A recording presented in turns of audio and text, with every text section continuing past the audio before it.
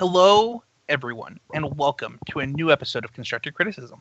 I'm your host, Spencer, and I am joined by my co-host, a silver pro who's given up on gold, Michael Hinderaker. Oh, man. I feel like you know so much more about my life than I do. Oh, did I not tell you that your new goal was platinum, and that's why you gave up on gold? Oh, man. This got so much harder. I don't like that. I'm feeling the pressure.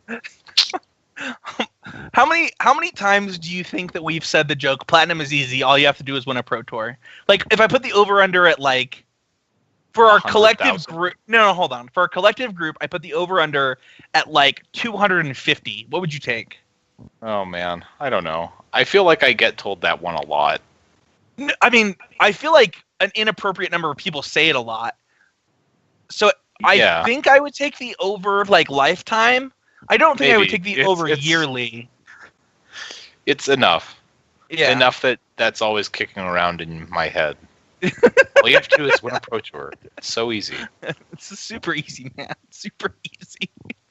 Well, Michael, you know who doesn't ever take the easy way out, and that's our sponsor, Oasis Games. You can check them out at mpgoasis.com. I thought you were going to say, you know, who's like going to win a Pro... Man, I was like, this is No. Hey, you know what? If you mess up my segues, they're not as good. I liked it. Yeah, you can check them out at mtgoasis.com. You can get 15% off your first order by using the code CCMTG at checkout, and you can get 4% off of every order by using the code Would That Be Good. Oasis is an amazing place to buy Magic cards, and we really appreciate their sponsorship. You can also check out our other sponsor at the Mana Base. They are a sponsor of up-and-coming Magic content. We really appreciate them. You can check out other up-and-coming creators like Nigachu, the Merfolk Master, the Mason Crusher, and the Grudge Match. Not going to happen this week. We'll get it going. We're going to go, and the Grudge Match is on its way. But yeah, you can check out Nigachu and everybody else at the Mana Base, and you can check out their sponsor, F Fusion Gaming.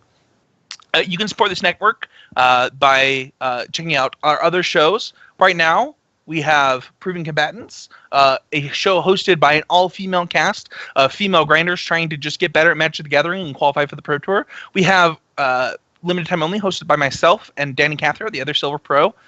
You know, because there's only two. There's only Danny and Michael. And then we are. It's basically a sister podcast to this. It's just about getting better at Magic the Gathering with a focus on limited play instead. But really, it's through the lens of maybe PPTQ or GP Grinder is kind of the focus there. And then we have a new show, or not new, but a returning show of Common Knowledge is coming back. They recorded their first episode. There were some audio issues, but they will be back again this week, and hopefully the audio issues go away. We'll have 4 shows on the network. We also have Alex K, who is our financial writer. He writes every single week. He's also planning on doing some videos, so check him out. And this is all part of the Heezy Game Media Network. But if you want to support this show directly, you can do it at Patreon. You can go to patreon.com/ccmtg, become a patron of the show. Every dollar that we get is really appreciated. This happened last week while Mason was hosting, and I don't think Mason knew about it, so I need to just tell the listeners who are patrons. So Patreon is changing the way that they do fees. And so basically what's happened is Patreon started taking more and more and more away from content creators. There were times where they were taking as much as 15 or 20% away from the creators. So when you were donating $1, there was times where they were taking 20 cents away from me, if not more. In fact, oftentimes, if you were only donating $1, it was more. So their solution to this, the way that they propose it to us is, we are going to give a flat 95% to the creators. And I saw this email and I was like, what? That sounds great. But the way that they're doing it is they're actually processing transaction fees and putting them onto the patrons. So we as a show have our 2 biggest categories for patrons are $1 and $5. And for the $5 patrons, this isn't actually a big deal. You get a 35-cent fee, and I think you get like a percentage fee, but at $5, it's not that much. But for our $1 patrons, that 35-cent fee is probably really annoying. So I just wanted to let you know, I posted in our Facebook group what it looks like. I'll post it in our Patreon as well, just so that you have some look into it. But here's what I want to do for this show specifically. I want to make sure that card of the week happens more, and I want to encourage our $1 patrons to move to $3. Because I think that we can give you your value at once we get those people to move to $3 per month, because we do per month on this show. I think we can make it worth your while. Get out a bunch of cards and make up that value. And I'm really sorry that Patreon is doing this. If there was a better solution, I would do it. But right now, so many creators that you love use Patreon that it would be really weird for us to move away from it at this point. So I just wanted to be open and honest about what's going on and let people know that. So yeah, it just makes things a little bit trickier with the low it's amount. Only, it's only the low amounts that really get if you pledge $5-10 to somebody, it really doesn't affect you that much. But when you're pledging $1 to 6 people, it actually is a huge right. It ends up being almost half again what you are paying up front. Where even with a larger one, even if you only wanted to be donating an exact total, you could move it down and it just wouldn't really matter that much for anyone, right? But when you're at $1, the 35-cent flat fee is pretty large. Yeah, it is. So I didn't want that to surprise anybody at the end of December, because it starts on December 18th. So for our patrons of this show, it doesn't affect you at all because we do monthly. But if you're a patron of Limited Time Only, that's a per show. Limited Time Only is a per show cost. And for a lot of your content creators, they do maybe a per show if they're a podcast. They might do per video if they're a YouTuber. And so I just didn't want you to be surprised on our end, because I really pride the show on being transparent. And I know this took 3 minutes. And if you're not a Patreon, you probably skip through it. But it's super unfair to those $1 participants, and we really did encourage that for such a long time. I mean, I think our tagline is, if everybody listening donated $1, I could quit my job, which is still true. In fact, it's even more true now, right? Because right, but it would be more inconvenient, and just being aware of what the situation is going forward. Yeah. I mean, not that 50 cents is going to break you, but if you were donating $1 to 25 different people, you're going to get a little nasty surprise at the end of the month. I've seen some of our $1 patrons, and they are donating to 6, 7, 8, 9, 10 people. And, and that's just good to be aware. That's an extra $3 that you might not have been planning for. So I just want to let you know. And thank you so much to all our patrons. If you are a patron, you get to submit a question for our Patreon participation segment. So every week on the show, we invite listeners to post a question. We have a thread for questions. We have a December thread that just went up. And our question this week is, I was wondering if you could discuss the pros and cons of Straight Teamer versus Teamer Black in the standard and deciding which to play. I thought a really fun way to do this, Michael, is for each of us to pick a side and defend that side, rather than just... you talk about the cons of one, I'll talk about the cons of one, you talk about the pros of the other, I'll talk about the pros of the other. And I would love to take the pros of Straight Teamer if you want to take the pros of Teamer Black. Sure. Yeah, so the way that I see this is a lot of people talk about free. Attune with Ether makes a swamp free. And this happens actually not just in Teamer Black, but this happens, and I'm talking about the cons right now of a Teamer Black. This happens in specifically every deck with Attune with Ether. People talk about how that land that you go to search for with Attune, because of Ether Hub, it averages out to 9 just there, and once you add Servant of the Conduit, then you're at 13, and it's a free splash, right? And I don't think that this is true, because when you get those hands with that swamp, it's no longer free, because you can no longer cast your spells in the sequencing in those mid-range decks that is so important. So that's the con of Teamer You see Black. this a lot. I mean, you see this a lot with basic lands in all kinds of formats, right? This isn't exclusive to just this deck. This is one of the issues with playing basic lands in wasteland formats, all kinds of stuff. And I think that the pros of Straight Teamer are the same as the con, right? You sacrifice Scarab God, but in exchange you get... I can easily justify, okay, so I don't get Scarab God, but I get 4 Bristling Hydra. I can easily play 2... confiscation queues. your sideboard is still probably just as good. Maybe you lose out on things of like Cartouche of Ambition and Duress, but those aren't really that big of a deal because you still have things like Spell Pierce and Negate. So your mana is the big advantage on both the cons and the pro side for Straight Temur. Michael, what are the pros for Temur Black, and what are the cons against Straight Temur?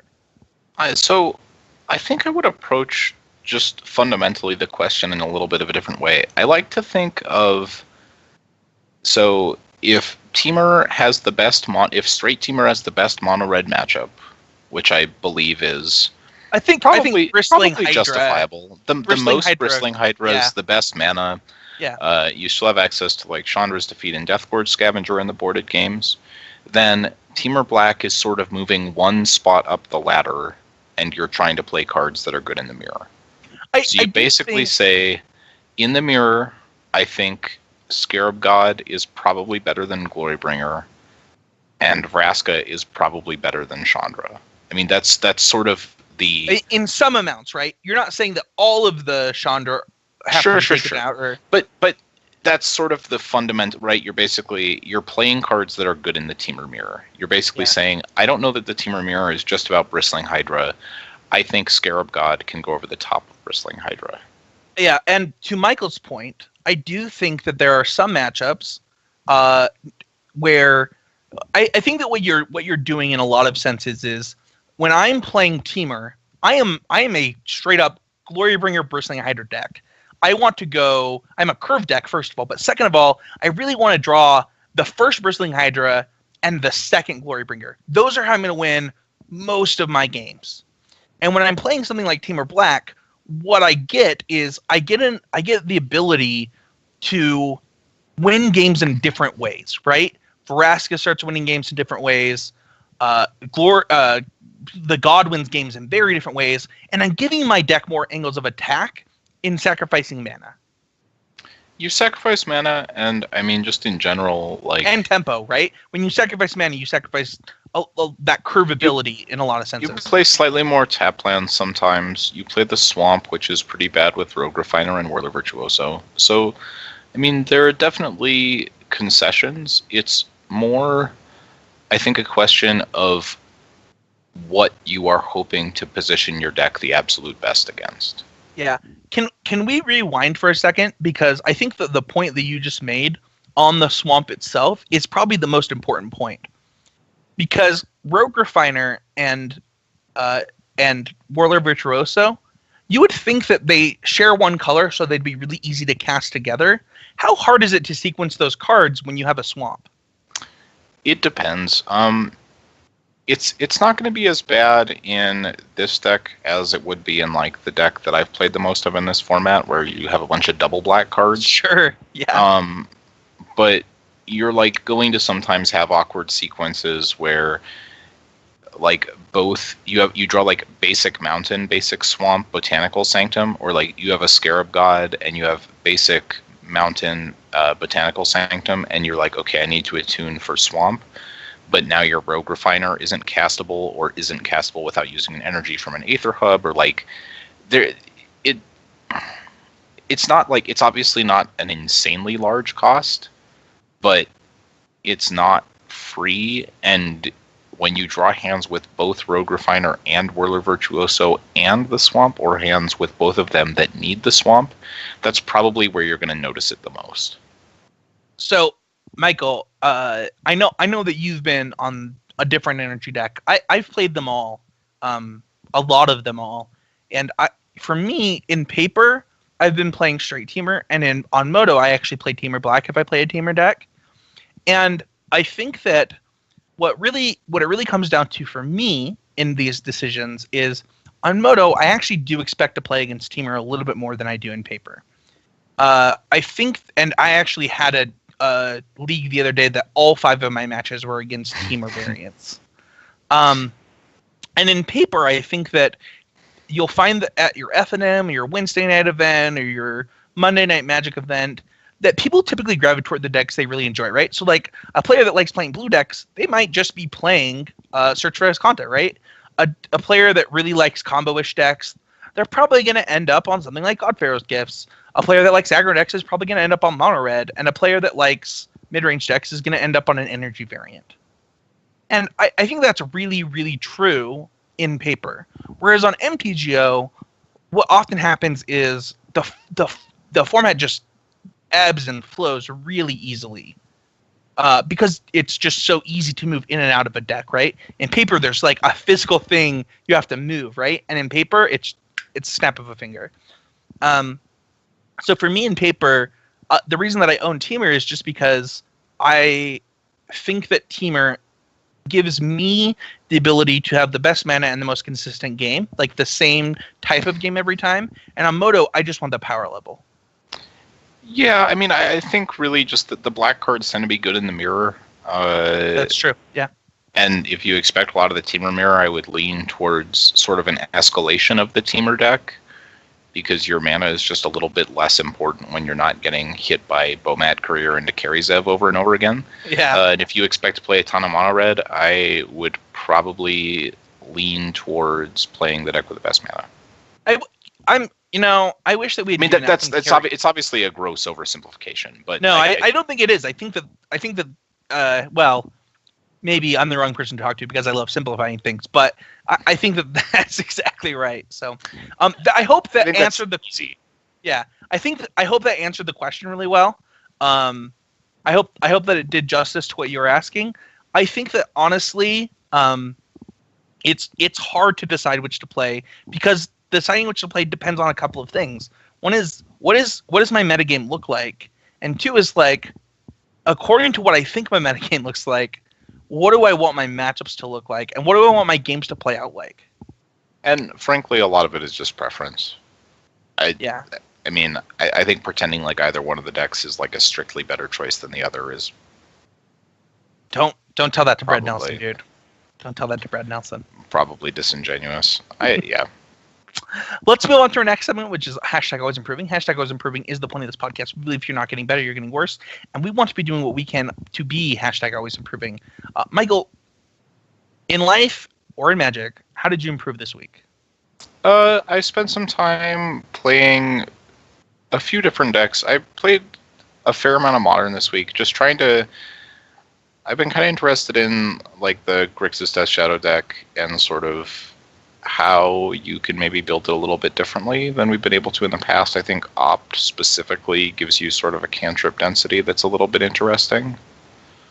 So I've been messing around a little bit with just kind of different lists that are a little bit different stylistically than sort of the stock 75 that we've seen for the last 6 months or so. I've kind of been having a good time with that, but just trying to keep it light. I know that soon enough I'll be back trying to figure out Limited again, and I mostly just I want to, by the time I get to the month or so where I'll really be preparing for Pro Tour, I really just want to still be enjoying Magic at that point, right? I think if you go in and you're already feeling burned out before you even start, it's just really asking a lot of yourself.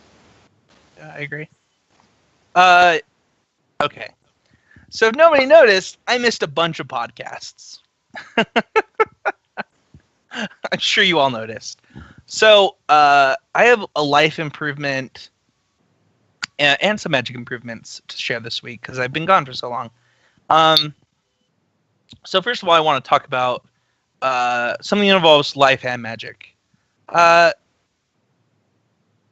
A few months ago, I posted an article on constructive criticism that talked about my relationship with Magic. That article came out, I think, 11 days before they announced Bronze. In my article, I talked about how I wanted to focus on my content and focus less on going to the Pro Tour. And if I qualified for a Pro Tour, good on me. Like, I'm going to play in PPTQ still, and that's what I'm going to focus on PPTQs and my content. So a few things have happened. They announced Bronze. I won 2 PPTQs really fast. Actually, I might have won 3 PPTQs really fast since that happened. I don't even know. And my kid got older, and I have fallen in love with him. There's a lot of things changing in my life. I plan to go to more GPs because of Bronze. but I also plan to be more involved with my wife and my kid than I have been in the past. Not that I wasn't involved with them, right, during the first year of my kid's life, but I'm really enjoying being a dad, and I'm really enjoying the help that I'm able to give my wife and the burden I'm able to take off her shoulders. And because of that, there's only so many hours in the day, and part of that is sometimes maybe Mason's going to fill in for me more often. Maybe I don't know. I don't know what it involves right now, but I do know that my priorities have to change when those kind of big things happen in your life.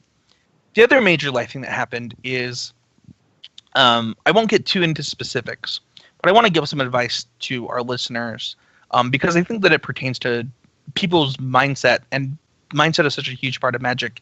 Is there are often times where something really negative can happen in your life, and it can affect you on a day-to-day basis, and everything snowballs from there.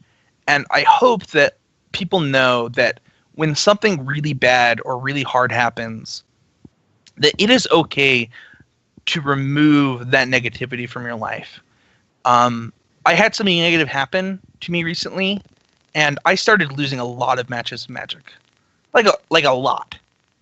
And when I removed that negativity, my winnings in the last 2 weeks on Magic Online were enough that I could easily buy into a modern deck, because there was such a sharp change in my total mindset, that my win rate just shot up.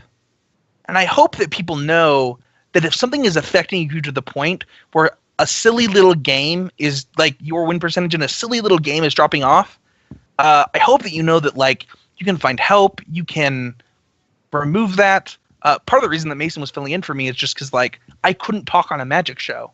I couldn't talk about Magic. Life is hard enough, and you don't need that hard stuff in your life to complicate something that you love the way that I love Magic. Does what I'm saying make sense? Yeah, it does. I think to be good at most anything, I mean, even things you're already good at, to perform at the level you'd like to, you have to be in a good space mentally. Yeah, and I know that I've given out my phone number on this podcast. I've talked to so many listeners who needed help. I've had listeners come to me and tell me all kinds of things that I've helped them with. And let's be clear that I'm not a professional, but if you ever just need somebody to talk to, I'm here. And everybody goes through stuff. And I hope that this podcast can be a release from that stuff you're going through, as well as motivation for you to try and improve in your life. So, all right. Serious subject over, Michael. I mean, we're talking about Magic. It doesn't get more serious. It doesn't get more serious than that. Let's go on to our power rankings. Every week on the show, we want to talk about a specific format in Magic. This week, we're talking about Modern. We're only going to give you the top 4 decks this week because we have a deck of the week and because there was 7 4-point decks. We're talking about the GP that happened this week in Modern. You get 6 points for first, 5 points for second, 4 for top 4, 3 for top 8, and 2 for top 16. Actually, 2 for top 32, which is all they posted. So, coming in at number 4, we have, let me see what Mason has up because I don't want to get it wrong. We have Blue Eye Control. Because this had 6 points. Yeah, these are the actual control decks, yes. Yeah, so I want to talk about 2 things with this really quick because I think we talked about this deck a little bit. Michael, this deck has stayed a lot longer than I thought it would, to the point where I think that it's real. Yeah, it's just it doesn't look powerful enough to me ever. I complain about the Jeskai deck, not you're going to have to drag it over the finish line or whatever, but you're really going to have to drag this deck over the finish line. It's like Gideon and Jace Architect of Thought and Spreading Seas and a bunch of crap, right? I mean, it's just You describe this personally. This is a Gideon Spreading Seas deck. But and obviously not all the blue-white lists are the same, but it is a bunch of just kind of mopey Magic cards. Like, I'm always impressed that people find ways to win with this, and I think it really speaks that this just isn't my style. This isn't a deck I don't think, personally, it would have to be very much the best deck for me to be interested in playing it. It's just, it is really, really a grinded out kind of deck. There are very few easy games or free games. You're just hoping to kind of... Just talking about the list on screen, like, this is 2 Wall of Omens, 2 Snapcaster Mages, 4 Serum Visions, 4 Path, 3 Leak, 1 Negate, 1 Jace, 3 Cryptic, 2 Supreme Verdict. What is the white card? Let me pull up. 4 Spreading Seas, 2 Gideon, 2 Search for Escanta. Mason, what's the white card on this?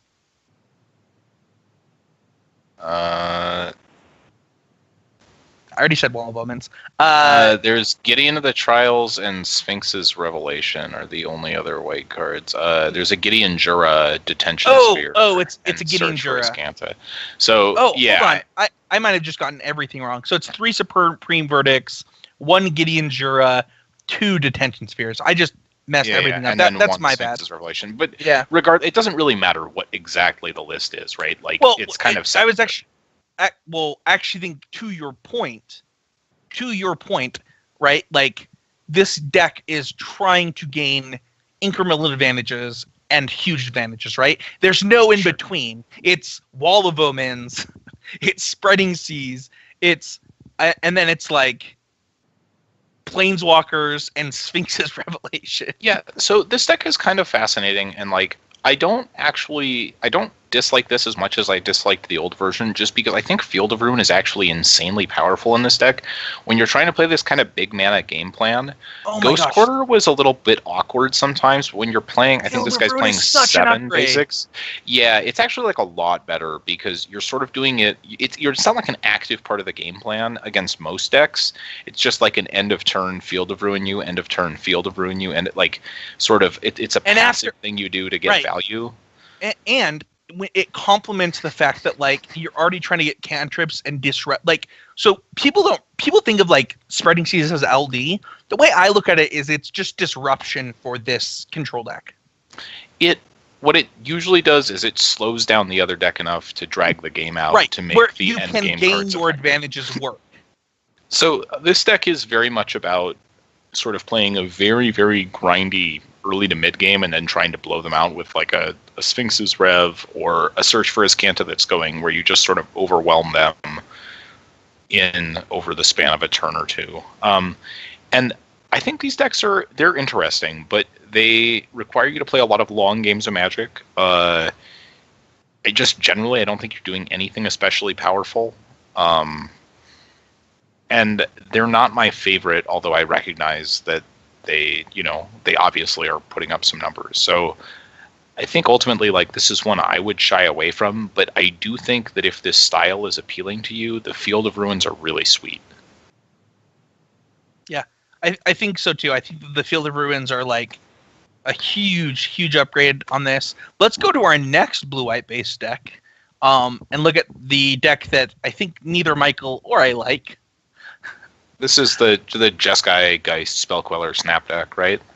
Yeah, okay. There are a lot of cards in this deck that I individually love, but I hate this deck. Did you see the deck that Patrick Tierney top-8'd with this weekend? I did not. It was Jeskai Breach, so it's this deck with I did see this, yes. And so it's just kind of this style of deck. I thought that deck looked kind of sweet. I mean, one of the things that I like about it is that because you're playing such sort of an established archetype in a way, like people see these cards and they think they know your entire 60 or 75. The gotcha factor with Breach Emrakul out of this shell is really huge. Like when people start seeing like the Blood Moons and the Desolate Lighthouse and whatever, right? They think they, then they kind of get tipped off because people have been playing that deck a lot lately. But when it's out of this shell, it's pretty brutal, and I would imagine it makes your big mana matchups quite a bit better. Yeah, I think that. So let's not rag on this too much. But no. This deck is very good. This deck has been doing consistently well. Yeah, it's consistently doing well. When we say that we don't like it, it's just that I don't enjoy it. Like, this is not the style of Magic that I play. Yeah, I think it's a tempo deck that has too expensive of spells for how I like to play tempo. Is basically my gist of it. Yeah. The Geists are interesting though. I like that they sort of fill a dual role. Like against decks with few creatures, they are obviously really powerful just in that they're really hard to remove, and they enable you to play a game plan that's pretty different than what you'd otherwise normally play, where basically if you can resolve this like via spell snare or something like that, or via like end of turn getting them to play a spell, it's very difficult to lose from that spot. But they're also kind of nice as like a pseudo burn spell even against some of the decks with more creatures, just because I would imagine that in those matchups you end up having to point so many burn spells at creatures that it can be hard to close games. Yeah, that's one of my so first of all, I love playing Jeskai decks in general. I just don't feel like, for me, like the overarching game plan of this deck, right, is just too reliant on Geist. First of all, just attacking and surviving. Yeah, I am not a huge fan of Spell Queller. Is powerful and it's interesting, and there are certainly matchups where it is a beating, but when I had played this deck before, I was not super impressed with it. I mostly felt like it was a little bit clunky at times, and if your opponent could put you on it, they could make it much closer to a 2-mana 2/3 than to a counterspell. Let's move on to our first big mana deck coming in second place, with taking first and second at the Grand Prix. We have Scapeshift. So the biggest thing being discussed about this Scapeshift deck, and both of these Scapeshift decks, Michael, is that there is 0 Hour of Promise. The card that took Scapeshift all the way to number 1 on Moto, crushing GPs, crushing SCGs, is absent from both of these decks. Yeah, so I was talking about this earlier, and one of my issues with Hour of Promise is that I think... So one of the things that's sort of odd about this deck is that although you have a lot of very similar cards, or maybe because you have a lot of very similar cards, the deck just doesn't mulligan very well. You really need...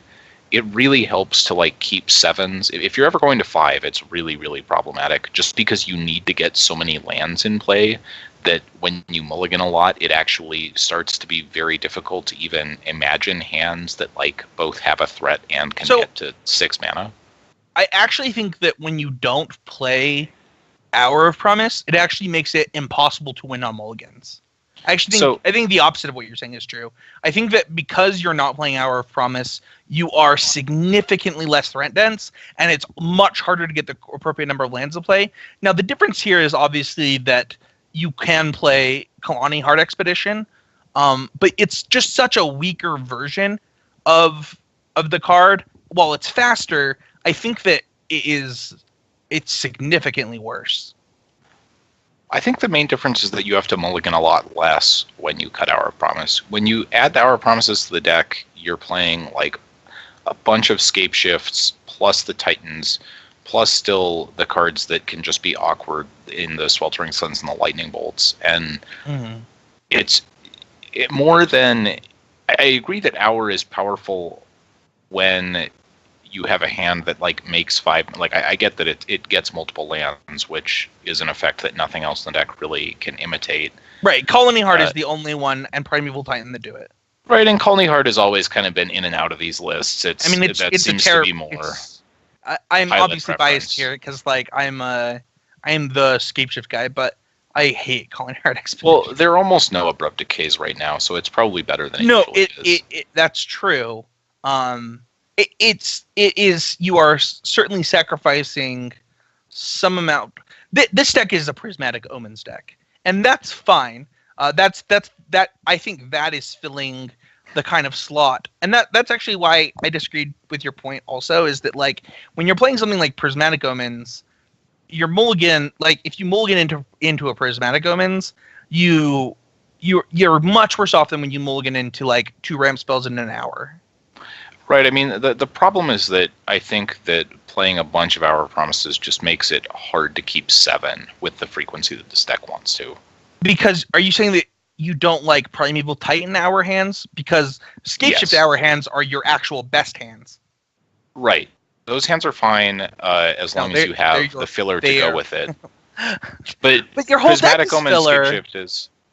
Well, except when you draw multiple hours, multiple Scapeshifts, or multiple Sweltering Suns or Bolts, right? Like, any combination of those in multiples, you have to mulligan.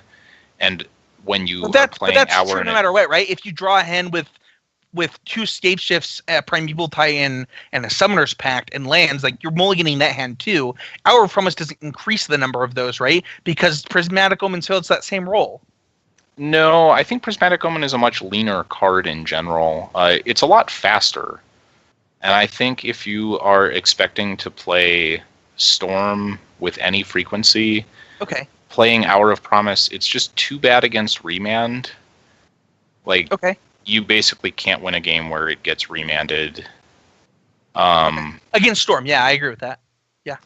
I mean, that matchup's obviously going to be bad anyways, but I think that these decks are trying to get under... Like, I like Hour of Promise more the more fair the metagame gets. I like Hour of Promise against... I like it more against Blue-White than Jeskai, I think. But it's probably fine against both. But I really don't like it against, like, Affinity. I don't like it against Storm at all. I'm not sure in the mirror if it's good or not. And against Tron, it probably doesn't matter. Your Tron matchup's going to be great regardless. Yeah, your Tron matchup and your Affinity matchup are both buys. Let's talk about the fact that this deck took first and second really quick, Michael. Moving away from the debate, which is Hour of Promise versus some of the things that these people didn't do. So clearly these people did something correct. What do you think of this deck taking those top two slots? Obviously there was the semifinals beauty that happened, but outside of that, what do you think of this deck performing so well? I mean, there was a lot of Tron in the top 8 and a lot of Tron near the top 8 as well. I mean, that's probably the best matchup for Scapeshift. So I would expect... Like, I think the top 8 included 3 Tron decks and a Dredge deck. So, I mean, if you were going to drop a top 8, that would probably be it. Yeah. Right? I think fundamentally, like, those are just matchups you want to play with Scapeshift. So... I don't know that I would read too much into it taking first and second outside of the fact that the top 8 just really set up well for it. Yeah. Do you think that people like to throw on bannings and people really hate it when big mana decks win? Let's go on to our other big mana deck that did really well, and that was Tron. Tron came in with 16 points. Tron crushed this tournament. And the deck that did the best out of the Tron decks was Mono Green Tron. At least off the top of my head. I actually don't know that for a fact, so don't quote me on that. There were a couple, though, right? There were, like, most of the top 8 finishers. I think 2 in the top 8. Two of the 3 that top 8'd. Yeah, 2 of the 3 were... I think there was one Green-Black Tron in the top 32 and more Mono Green Trons in the top 32. So I think Mono Green did do better, but I can't... I'm not... citing that's off the top of my head. That's not me looking at anything. But I do think that some of these Mono Green Tron decks were a little bit different than the Mono Green Tron deck that we were so big on a few weeks ago.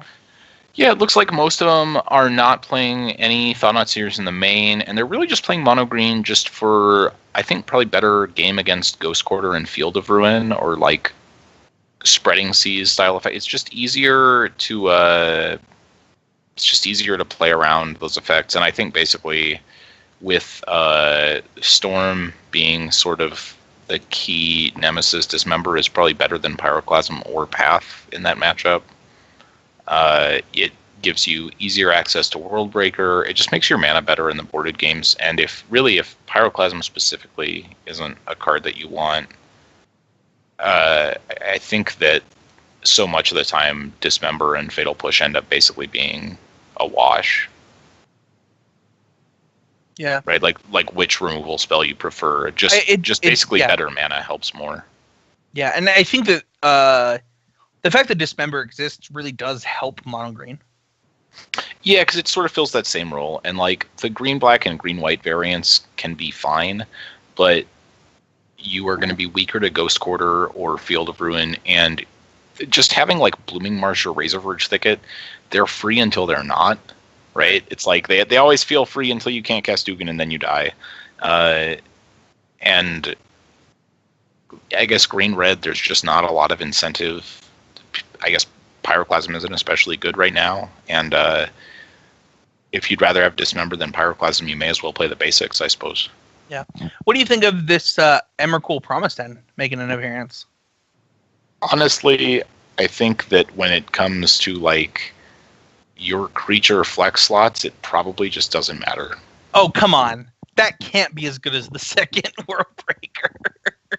I mean, what I'm saying is that basically if you want to play an Emrakul, you're probably fine to do so. If you want to play a second Worldbreaker, if you want to play Wormcoil, if you want to play a main deck Thragtusk, knock yourself out. Where can you reasonably get with this? You can get It's better against Storm. Can you cast it? I mean, you can get artifact, sorcery.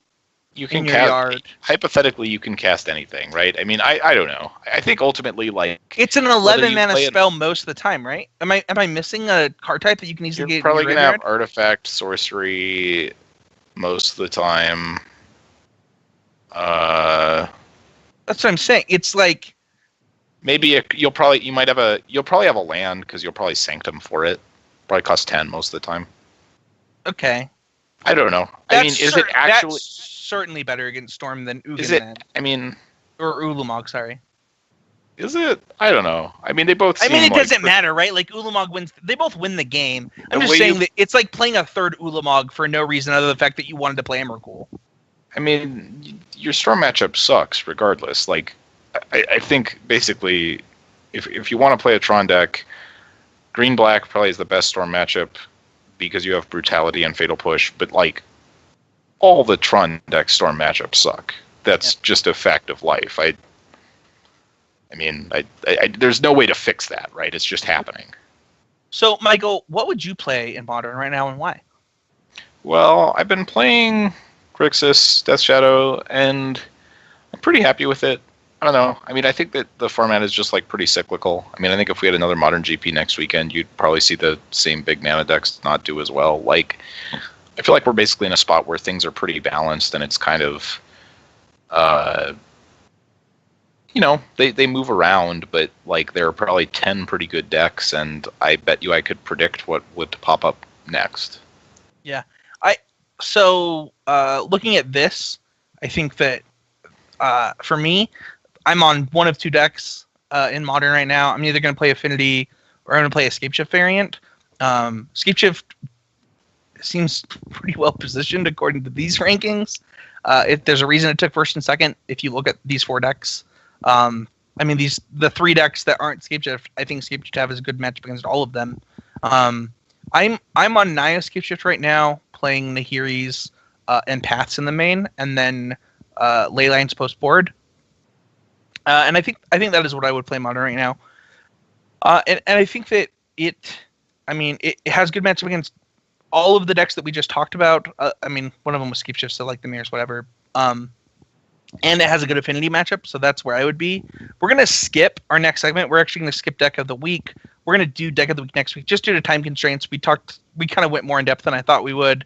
So we're going to do a Deck of the Week on Lantern Control, brought to you by Pro Tour qualification Michael Hinderocker, who played that deck to qualify for the Pro Tour. So we'll talk about Lantern Control next week. I'm sure everybody's really excited to hear that with all the Lantern talk going on Twitter this week. We're going to go straight into our training grounds, which is Playing Under Pressure. So I try and let the patrons pick the training grounds lately. This took second in the last poll. So we want to talk about the times that just playing Magic when you feel like you're under pressure. I asked people this week in our Facebook group, what kind of pressure do you feel when playing Magic? And we got some pretty cool answers. People talked about when they're behind, they feel like they're under pressure, when they're in a top 8, when they're about to, when they're in a round playing for cash, maybe they're in a winning end. And another one was people watching. So there are all kinds of things that maybe make you feel like you're under pressure. Michael, why do these kind of situations or other situations make you feel pressure? I think a lot of the time I've done a lot of thinking about this as someone who, at various points has felt like I play well, maybe not like I play worse when I'm under pressure, but like I feel unreasonable amounts of pressure, and trying to understand why I feel like I feel. And it kind of came down to like playing in new situations can be stressful. So if it's something you're not especially familiar with, that can make you feel under pressure. But also just playing for things that you care about. And I think that when I started thinking of it that way, like the fact that I'm feeling pressure shows that I care about, the match I'm playing or the situation I'm in. I think that like if you think of it that way, sometimes it can almost work to your advantage a little bit, right? Like knowing that it's just something that comes with the territory sometimes, and there's nothing wrong with being nervous, excited. I mean, that those emotions sort of blend together, right? It's not always as cut and dry as just like. I know a lot of listeners really hate it when we use sports references, but what you just said reminds me a lot of a sports cliche, right? Is that the other team cared more, right? And sure. And what you just said, right, is like the reason that I feel under pressure is because I care about this match. And oftentimes we think of that as like a weakness or a bad thing. But being passionate about something or caring about something certainly isn't a weakness.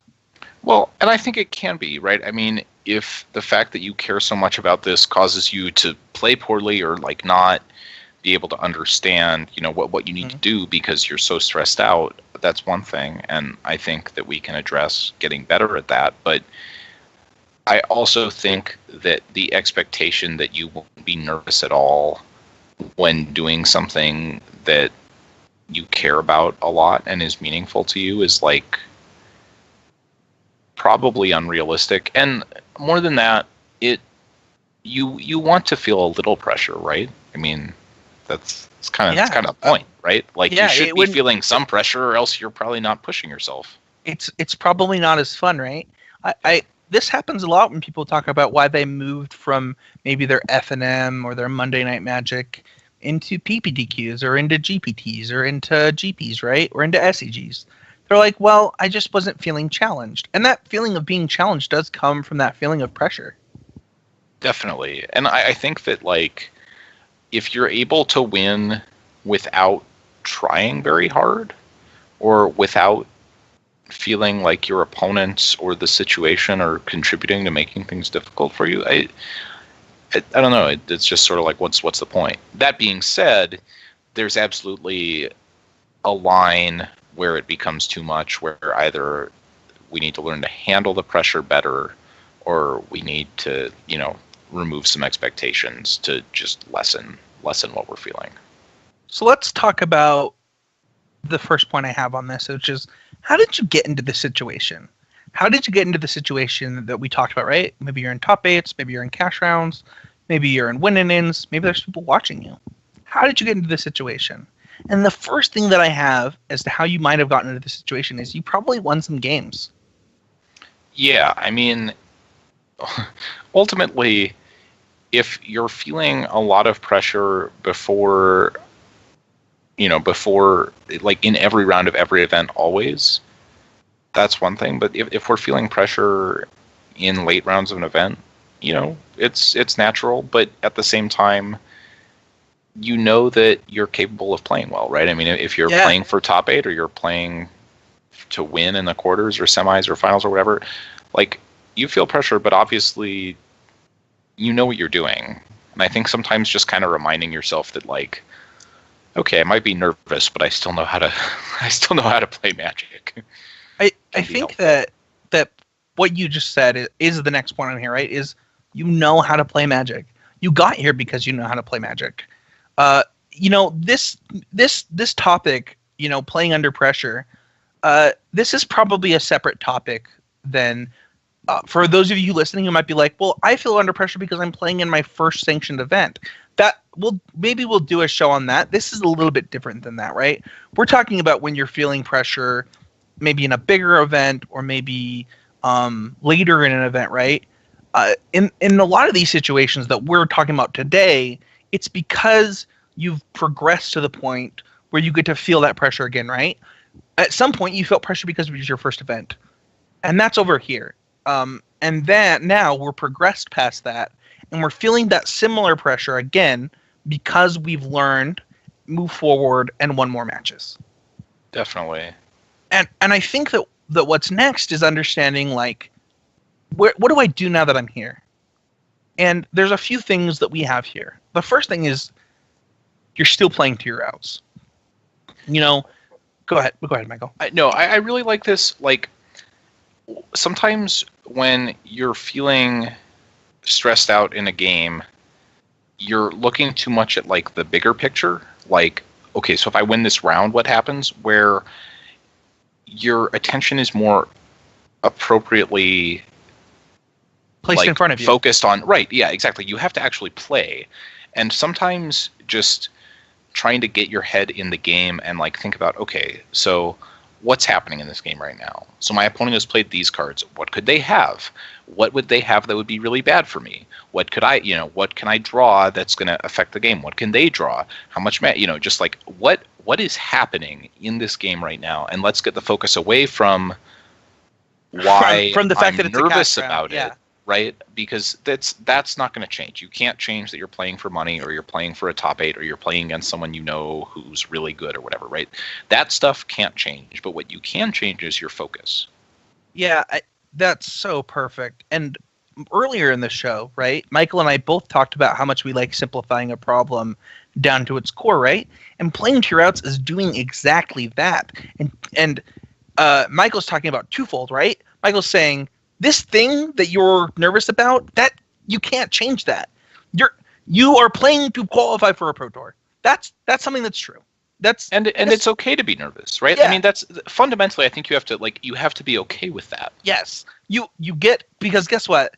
The person across from you, they probably feel some amount of nerves too. Yeah. They might maybe it's a different amount, maybe it's different for them, but everybody feels something. What you can do is what Michael said, right? I'm going to simplify this problem of so the problem is I'm feeling nervous and I'm trying to qualify for this Pro Tour in this finals match of this RPTQ. Okay. Where am I at? Well, I'm in the finals match of an RPTQ. Okay. Well, that just got smaller. Well, what's happening in the finals match of this RPTQ? Well, that just got smaller. Well, what's happening in the game of this finals match of this RPTQ? Well, that got smaller. Well, what's happening in this turn of this finals match of this RPTQ? That just got smaller, right? And you just do that so you understand the whole scope. Yeah. And then I think being nervous about you want to win, but confused, like, your desire to win shouldn't be making you nervous. Like, you have to understand the things you can control, right? This kind of goes back to all this stuff we're always talking about with gameplay.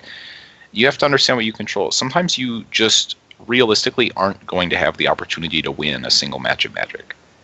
But that's not an indictment of you as a player. It's not even necessarily an indictment of your play in that match, right? All you can do is make the best decisions based on the information in front of you. And, like, if you can make the game about that, it's a lot easier to just get your head in a different place. Which I think is, like, exactly what you're talking about with, like, let's take a big sort of problem, which we probably can't tackle in 2 minutes sitting at a table, which is, how do I feel about right now? What am I nervous about? Am I nervous about making a mistake or what? But if you just actually play the best you can, even if you make a mistake, you know that you're trying your best, and that's all you can ever do. And I think that the next point that we have on this one specifically is talking about practicing how you play. When you are play testing or you're playing in your FNM, play it like a match of Magic. And if you treat every match that way, right, then eventually you come to the point where I've played this match of Magic before. I've been in a similar situation before. And I want to talk really quick about that, talking about treating each game the same, including your playtesting sessions, including the match in front of you, wherever that might be. One of the biggest things that we got that I wanted to give a special bullet point to, Michael, that I think was the most common thing that people feel a little bit of anxiety, or maybe they feel a little bit of pressure under is the first round of an event. Yeah, that's interesting. The first one, it depends on the kind of event. I sometimes, especially playing limited or a format I haven't played as much, sometimes it's hard to know exactly how good your deck is, or you're not as familiar with the format as you'd like to be, and you're just kind of, the first match is always a little bit, you're kind of dipping your toes in the water and trying to, feel out if like your draft went as well as you hoped it had, or if your deck is really as good in this matchup as you think it is, or whatever. And like, I think, again, just trying to, a lot of advice I would give comes back to just getting away from looking at like whole events or like, am I a good player or not, right? Like, just stop making the focus so big. And in round one, we're going to try to draw our openings. We're going to try to win the dice roll. And then we're going to draw 7 and we're going to decide if we're supposed to mulligan, right? And like, those are the actions that we have control over initially, right? We get to decide if we want to keep our hand, and then we're probably deciding if we mulligan what our scry looks like. And I feel like when we start talking about like round 1 specifically making you nervous, or top 8 making you nervous, I feel like we're sort of losing a little bit of focus. Yeah, I agree. Top 8 was my exact next point. Michael, how did top 8 happen? Well, I mean, mostly like you. How did it matter? Sometimes, right? So sometimes you end up, like winning a really exciting game of Magic where you made some brilliant play that you only could have thought of because you'd spent all this time thinking about it and you came up with the perfect line. But mostly you win games of Magic because you like mulliganed slightly better than your opponent, and your sequencing was slightly better. And when you sideboarded cohesively. Like, most of winning is just making like the ever so slightly better decision over and over and over and over again, right? So top 8 isn't really, it's more a reflection that you are probably playing pretty well, but it doesn't really mean anything in and of itself. Right. Right. I mean, it's just another match, right? In order to win any event, you have to win all the matches. Yeah, and I mean, that seems hard, except that sometimes you just play really well and you win a lot of games and you kind of look down at the end and you're like, oh, I guess I did win. That's cool. Yeah. Right? But if you build it up to be more than it is, it's really hard not to lose focus and play badly because of it. How does that apply to maybe a game 1 and a game 3 situation, right? Another thing that people talked about is I get really nervous during game 1s, or I get really nervous during game 3s. I mean, I get that, like, there's sometimes, so game 1 is interesting to me. I wonder if that comes a little bit just from like playing against opponents you haven't played against before, or just being a little bit uncomfortable with the situation sometimes, especially if you're dipping your toes into more competitive play. It can be kind of intimidating just playing against people you don't know, or people who you think are good, or people where like you don't have like a good rapport already, right? You're not like good friends, you're not messing around, you like are both trying to win, and you're sort of also trying to figure out the social interactions in the match as well as playing the game. And again, my advice really is just to focus your thoughts on the decisions in the game. Yeah, and I think that goes into kind of our final point, is that if you're getting to this point, you've probably played a lot of Magic, or at least a reasonable enough amount that you're here. Right. Like, a lot of these are situations where things are going well for you, right? Yeah. You had to. That's a great point. You're here because you did something right, and you have to remember that. Earlier on, Michael talked about how the fact that it's normal to feel nervous, and you have to accept that. And I talked about that sports reference where people talk about like maybe that team cared more. But the same cliche happens where they say, well, that person cared too much. And that's why it's a cliche. But the truth is that what really matters is what you do with those feelings. It's okay to feel pressure. You're probably playing Magic because you slightly enjoy that feeling. And that's certainly why you're at a PPTQ or an RPTQ or a GP or a Pro Tour. It's because you enjoy challenging yourself. Honestly, I don't know why you're listening to this podcast if you don't enjoy challenging yourself to improve. Because that's basically all this podcast is about. And I think it's unrealistic to expect your feelings to dramatically change if they're not unreasonable, right? I mean, if you're feeling an unreasonable amount of pressure, I think comfort level goes a long way and things like that. But, I mean, feeling nervous because you're playing for something you care about, I think that's literally everyone. Yeah. So don't feel bad for caring, but use the fact that you care to improve, get better, and turn those rounds that you're feeling that pressure into rounds for you to thrive in. Because that's all we're trying to do. We're trying to thrive playing Magic the Gathering. Yeah, I don't know. I mean, I think especially if you're feeling nervous because you're playing against someone you know is good, I think that although you might be nervous, a lot of the time those are, the best matches of Magic you'll get to play.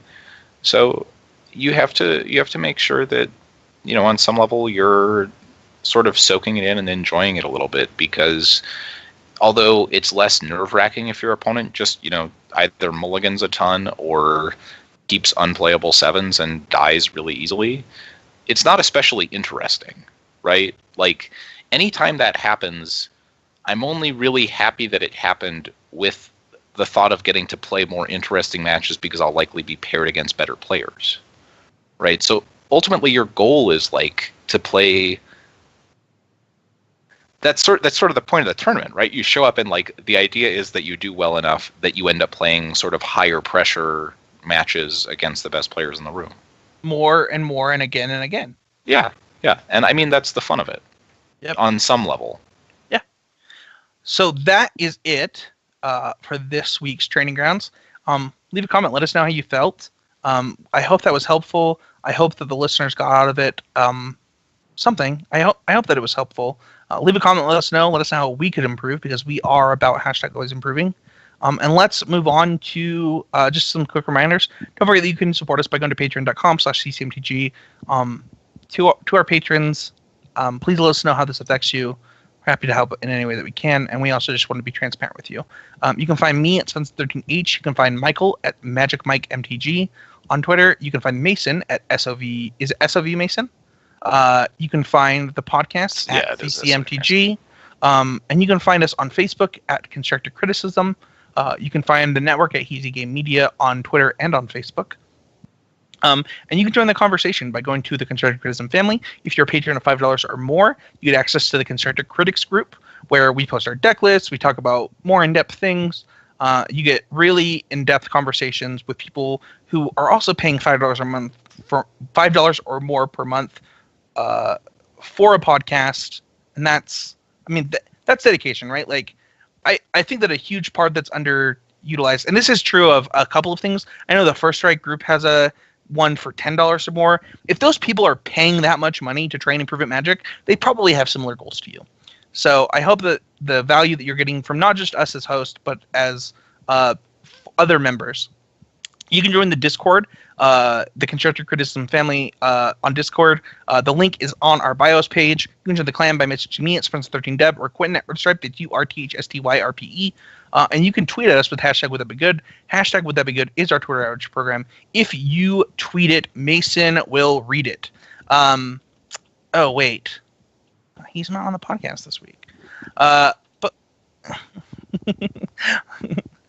But Michael, why don't you read our first one this week? Well, it looks like our first one is from Adam Spain, and it says, just helped a friend identify what was holding him back in choosing his standard deck, breed him a rough look at Giant Energy to play to his strengths. #would that be good? Yeah, I'm actually surprised that this deck has seen zero play at this point, right? If you think about it, you get your mono red matchup is pretty good.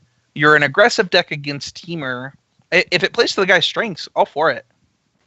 Yeah, I think that just choosing a deck you like is a really good way to want to play more, and from there you can figure out exactly what you should be playing and why you should be playing it. But the first step to getting better is always going to be having the desire to play. Yeah, so the next one, by the way, is, so I get to marry the love of my life today. Hashtag would that be good. This is a podcast listener. His name is Nicholas. And I couldn't congratulate you more. Marrying the love of your life is the best. Trust me, I've done it. And it's amazing. Also, I got to see Michael interact with his girlfriend this week.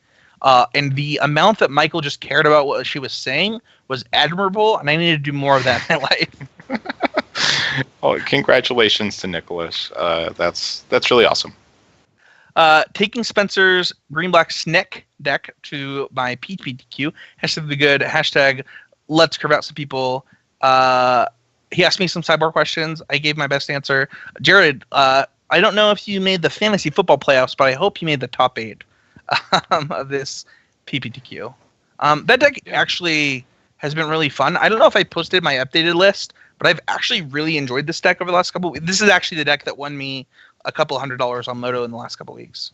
It's sort of back to like the same, like it's good against the escalating Temur decks, right? Oh, the more that people like cut removal spells for Viziers and things like that, the more you want to be playing the all 2-drop deck. Oh yeah, and it's like so I played a lot of Sultai, and like it just kind of fixes the problems that I had with Sultai, but it does make you work. Like if somebody's just like, okay, well I'm just gonna play a bunch of Wrath effects, you're definitely worse against that. Right, and I mean, but I think that's what's always interesting about Magic. You're always trying to sort of be a week ahead on the metagame curve, right? Like, right. You want to be playing the deck that beats the decks people are playing this week, and it isn't really useful to like debate something in a vacuum, right? Like, it's going to be better sometimes, it's going to be worse sometimes. That's what is along next? With everything. We have top 8's Grand Prix, doesn't know how Valakut works, doesn't know how to judge talk, loses thousands of dollars. Hashtag would that be good? So I didn't see this. Okay, so here is my understanding of what happened. And I feel like they didn't do a good job explaining. So, player casts, I assume he cast Scapeshift, because I didn't see it, but I understand what happened. The other player went and talked to a judge. Came back, cast Beast Within targeting a mountain when the player had 6 mountains. And then they cut after a handshake. They came back and said the player that cast the Beast Within conceded because when he asked the judge how it works, the judge told him he couldn't tell him. So one of a couple things could have happened, and I don't know this for the fact, so I'm going to say what I think happened. So one of 2 interactions is what I think happened. The player asked the wrong question, and the judge wasn't allowed to answer it. Or the player asked, if I target his mountain, do his Valakut triggers go off? The answer to that question is yes. Valakut does trigger if you target the mountain. Right. So what happens is Valakut but they fizzle on resolution, right? And then it checks, doesn't see enough mountains, and then the triggers fizzle. So if the player asks that question, the judge is going to say, yes, the Valakut triggers still happen if you target the mountain. And the player thinks that means that he dies. So I have a solution to all of you people, for all of you people out there. I have 2 solutions. One is to the point of this question or this tweet, which is doesn't know judge talk. So the judge is not allowed to tell you how to play your cards. Right. They're basically, the goal is for the judge not to be able to give you game advice, right? Right. So don't ask the question in the form of game advice. What you can ask is, judge, if my opponent has 5 mountains in play, do I take damage from Valakut? Right. Or were I to do this, what happens? Yes. Right. So, okay, so these triggers go on the stack, then what happens? Right. I mean, you basically just have to make sure you are fully understanding what is the information that you're given. Right. The second thing to do, which is actually what the Valakut player did, is play till the end. When you are in the top 8 of a GP, you just play till the end. So the Valakut player says, I cast Scapeshift. Here are the lands I grab. The other player says, I cast Beast Within. And the player says, okay, I'll put my Valakut triggers on the stack. And then the person says, okay, I concede. Well, nobody lied here, because first of all, you're not allowed to lie to your opponent. You just say, I put my Valakut triggers on the stack, and the other player says, okay, well, I die then. And people want to fault the Valakut player. They're like, I can't believe you would scumbag somebody like that. It's like, I'm also playing for thousands of dollars. It very specifically depends on exactly the words you say. Right? It does. I mean, that's just the reality of high-level tournament play. Yep. I think you are very rewarded for knowing exactly the rules, exactly what you're allowed to say, exactly what you're not allowed to say, and that's part of just Magic. The way and there are people that aren't gonna, people aren't gonna like that, and that's fine.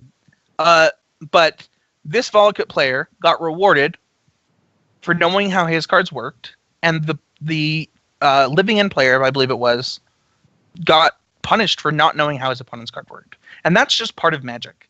I don't necessarily feel bad for the Living End player, but I would bet that he doesn't make that mistake again, and he learned something, and like that's a huge part of Magic. It sucks that your learning moment was for thousands of dollars, so I guess in that sense I feel bad, but I mean you still qualified for the Pro Tour. It is what it is. Right? Yeah, exactly. I myself have accidentally, playing Scapeshift, grabbed the wrong number of lands for the winning in for an RPTQ top 8.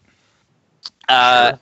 And it was an awkward moment in my life. So we've all made those mistakes in high pressure situations. That's what our entire podcast was about this week. Andrew says, Modern IQ tomorrow. When I win, I'll accomplish my step of my 2018 goals, queue for both invitationals. Eldrazi Charm some fools out of the tournament room. #modern, Eldrazi Drawn, #MTG, #will be good. Next up we have also from Andrew. I tried, but came up short. Room was very hostile to Eldrazi Tron, 6 affinity, 4 Scapeshift, so I dropped her to take my second loss. I learned a better way to sideboard, though, versus affinity, so that's a bonus. Done for the year. SCG Columbus is next in January 2018. #happy good. I find it funny. Usually when you call your shot, it doesn't matter. It only matters when you do it successfully. But because Andrew did it with #will it be good, he called his shot and then had to clarify. I just wouldn't uncall my shot. My advice is don't tweet about your failures. I mean, I basically don't tweet at all, but my advice is don't tweet about when your called shot goes wrong. I mean, what's the point? It's only fun to call shots if you don't hold yourself accountable. You miss all the shots you don't call. Take, and you definitely... You can't. Well, you make all the shots you don't call. I mean, because nobody's there to hold you accountable. Yeah, if a tree falls in the forest and no one's around to hear it. Adrian tweets a lie, and he says the real GOAT Aaron Rodgers returns this weekend. #will it be good. Real talk. I listened to a couple of football podcasts this week. People want Mike McCarthy fired. Like, they're saying, if Aaron Rodgers is in fact one of the best quarterbacks of all time, why do you only have one ring? The reason is because Aaron is not a good teammate, and he is not the GOAT. Well, also that team has just not really been very good. They've had pretty bad defenses. At Nigachu, when are we going to do this 1v1? #will it be good. I'll host sure it. That's the right amount of views. That's a challenging tag. Pikachu with 6 U's.